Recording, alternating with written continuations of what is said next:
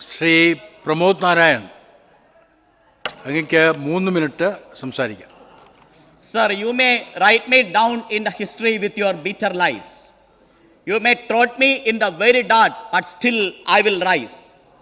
തെളിഞ്ഞ പുലരിയിലേക്ക് ഞാൻ ഉണർന്ന് എഴുന്നേൽക്കുക തന്നെ ചെയ്യും എന്ന കറുത്ത സമുദ്രത്തിൻ്റെ കാന്തിയുള്ള മായ ഏഞ്ചലുവിൻ്റെ കവിത പോലെ കേരളത്തിൻ്റെ കൈകളിൽ കാണുന്ന വിലങ്ങുകളും കാണാത്ത ചരടുകളും അണിയിച്ച ശ്വാസം മുട്ടിക്കാൻ ശ്രമിക്കുന്ന കേന്ദ്രത്തിനെതിരായ കേരളത്തിൻ്റെ പോരാട്ടമായി, പ്രതിരോധമായി, സമരമായി, സാമൂഹ്യ രാഷ്ട്രീയ ആഖ്യാനമായി ഇടതുപക്ഷത്തിൻ്റെ ബദലായി മാറുന്ന ഈ ബജറ്റിനെ ഞാൻ സർവാത്മന പിന്തുണയ്ക്കുകയാണ് സാർ.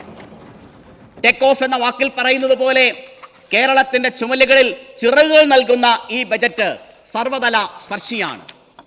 കെ ഹോംസ് മുതൽ കുടുംബശ്രീ വരെ, നൂറ്റാണ്ടിൻ്റെ പദ്ധതിയായ വിഴിഞ്ഞം പദ്ധതി മുതൽ അധ്യാപകരുടെ മികവ് വർദ്ധിപ്പിക്കാനുള്ള പദ്ധതികൾ വരെ സർവ്വതലങ്ങളെയും ഈ ബജറ്റ് സ്പർശിക്കുന്നു.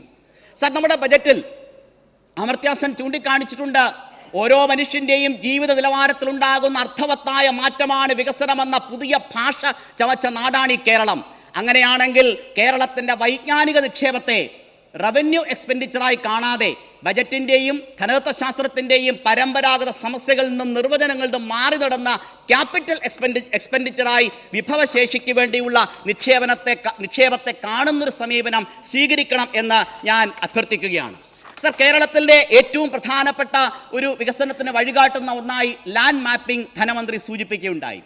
സർ, നമുക്കിപ്പോൾ റവന്യൂ വകുപ്പിൻ്റെ കയ്യിൽ ലാൻഡ് മാപ്പ്, റാന്നിയിൽ തന്നെ നോളജ് വില്ലേജ് പദ്ധതി നടപ്പിലാക്കാൻ ശ്രമിക്കുമ്പോൾ എവിടെയൊക്കെയാണ് ഭൂമിയുള്ളത് എന്ന് ഞങ്ങൾ അന്വേഷിക്കുകയാണ്. പക്ഷേ ഒരു കോംപ്രഹെൻസീവ് ലാൻഡ് മാപ്പിംഗ്, അക്കാര്യത്തിൽ ഒരു ഡിജിറ്റൽ ലാൻഡ് മാപ്പിംഗ് നടത്തിക്കൊണ്ട് ലോകത്തിൻ്റെ ഏത് ഭാഗത്തും ഇരിക്കുന്ന സംരംഭകന് എവിടെയാണ് ഭൂമിയുള്ളതെന്ന് കണ്ടെത്താൻ കഴിയുന്ന ഒരു നയമുണ്ടാകണം. സർ, സർക്കാർ ഭൂമി നമ്മൾ പാട്ടത്തിന് കൊടുക്കുന്നു. പക്ഷേ എന്തുകൊണ്ട് സർക്കാരിന് കേരളത്തിൽ ഇന്ന് ഉള്ള ഭൂമി സ്വകാര്യ വ്യക്തികളിൽ നിന്ന് പാട്ടത്തിനെടുത്ത്, എല്ലാ പദ്ധതിക്കുമല്ലെങ്കിലും ന്യായമായ തരത്തിൽ പാട്ടത്തിനെടുത്ത് വികസന പദ്ധതികൾക്ക് ഉപയോഗിക്കാൻ കഴിയുന്ന ഒരു നിയമനിർമ്മാണത്തെക്കുറിച്ച് നമുക്ക് ആലോചിക്കാൻ കഴിയണം. സർ, ആർട്ടിഫിഷ്യൽ ഇൻ്റലിജൻസിൻ്റെ കാലമാണ്.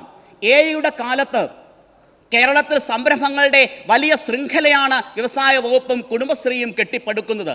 പക്ഷെ ഇതെങ്ങനെ വിൽക്കാൻ കഴിയും? സർ, 2 മിനിറ്റ് കൂടി അനുവദിക്കണം സർ.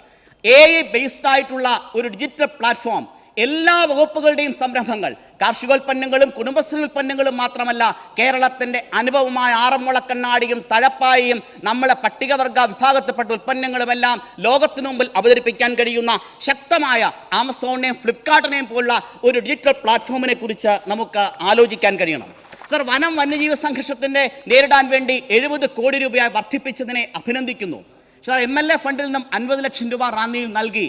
പക്ഷെ നമുക്ക് ഒരു R&D ഉണ്ടാകണം. കേരളത്തിനെ പൊതുവായി ഒരേ തരത്തിൽ സമീപിച്ചാൽ പോരാ. വയനാട്ടിലെ പ്രശ്നമല്ല റാന്നിയിലുള്ളത്. കോറിഡോറുകൾ വ്യത്യസ്തമാണ്, വന്യജീവികളുടെ ആവാസ വ്യവസ്ഥ വ്യത്യസ്തമാണ്. തീർച്ചയായിട്ടും വനം വന്യജീവി സംഘർഷത്തിൽ ലോകത്തിൻ്റെ എല്ലാ ഭാഗത്തുമുള്ള മാതൃകകളെ സ്വീകരിക്കാൻ കഴിയുന്ന ഒരു ഗവേഷണ സ്ഥാപനം കൂടി ആരംഭിക്കാൻ അങ്ങ് ആലോചിക്കണം. സർ, മൈഗ്രേഷനെ കുറിച്ച് ആലോചിക്കാതെ ഒരു ബജറ്റിന് മുന്നോട്ട് പോകാൻ കഴിയില്ല. കേരളം നേരിടുന്ന ഏറ്റവും എല്ലാ പ്രവാസത്തെയും അംഗീകരിക്കില്ല, പ്രോത്സാഹിപ്പിക്കില്ല എന്ന ധനമന്ത്രിയുടെ വലിയൊരു പ്രഖ്യാപനമുണ്ട്.